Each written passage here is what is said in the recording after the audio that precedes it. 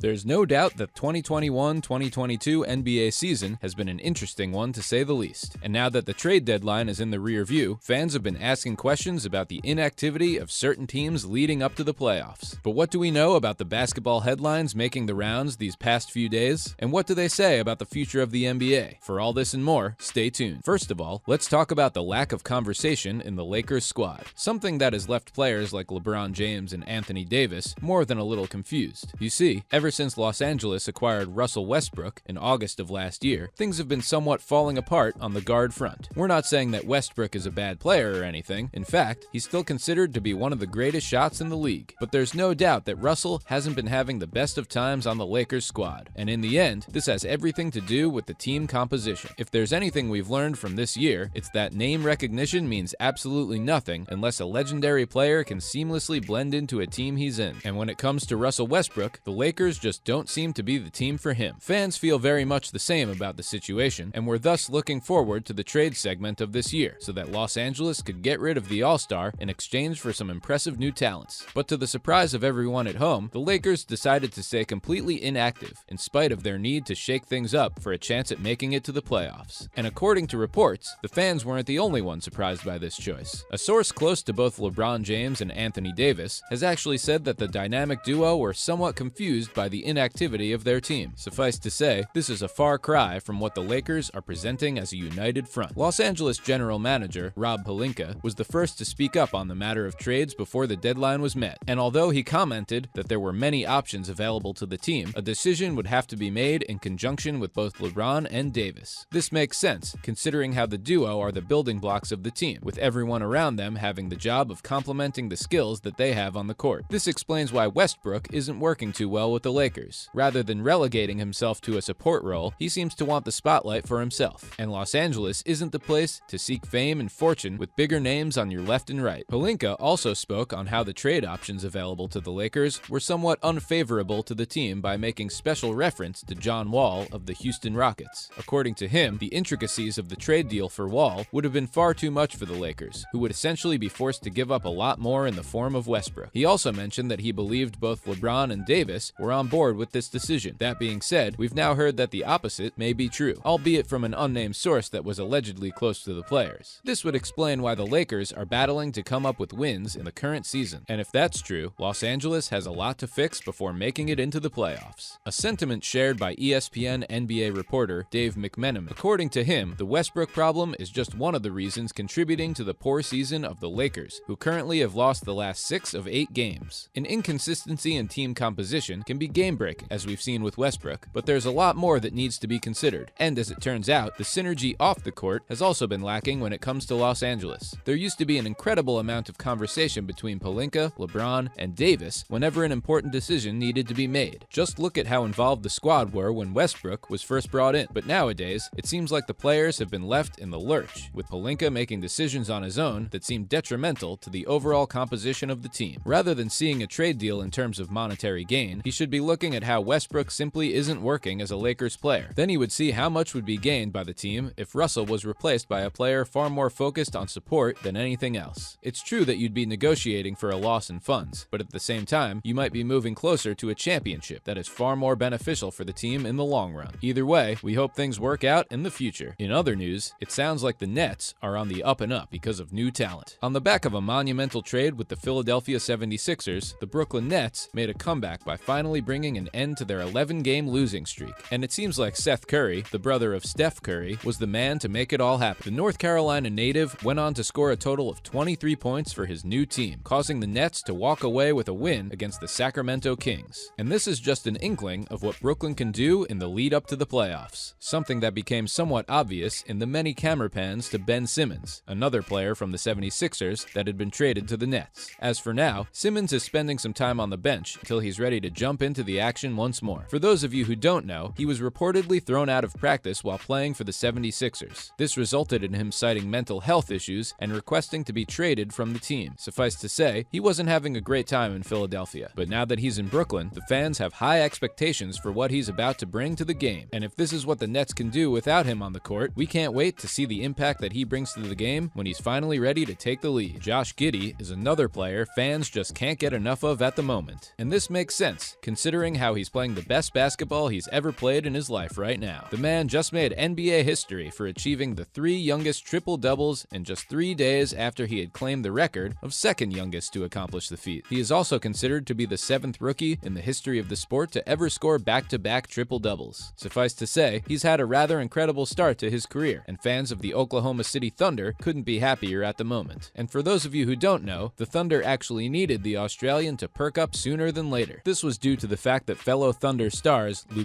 Dort and Shai Gilgeous-Alexander are missing in action at the moment. He isn't the only member of the team that's been pulling his weight, though. The team wouldn't have been able to pull off their latest win if it wasn't for the skills of Darius Bazley, after all, who actually went on to score a total of 14 points in the 3rd quarter alone. Giddey was the first to congratulate Bazley on a fantastic game, saying in an interview that Baz was awesome, while praising him for his versatility on defense. So, things are sounding quite good in the Thunder camp. Let's just hope that they can keep it up in the games to come. Last but not least, let's talk about the reinstatement of Tyreke Evans, as this has been somewhat of a controversial headline from the past week. For those of you who don't know, Tyreke Evans tested positive for a prohibited substance under the league's anti-drug program back in May of 2019. This caused him to be dismissed and disqualified from the league until further notice. But fans of the man will be happy to hear that he has now been reinstated after serving almost 3 years away from the court. This means that he has been designated as a free agent and is thus able to sign with any team in the future. But the question that remains is whether any team will actually want to make use of his skills in line with what he did all those years ago. The league isn't very friendly towards those who cheat, after all, which makes him a pariah of note. We'll just have to see whether he finds a spot during the season. And there you have it, everything you need to know about the NBA right now. What do you think of the trade inactivity of the Los Angeles Lakers? And are you excited to see Evans back in contention? Feel free to let us know in the comments section down below.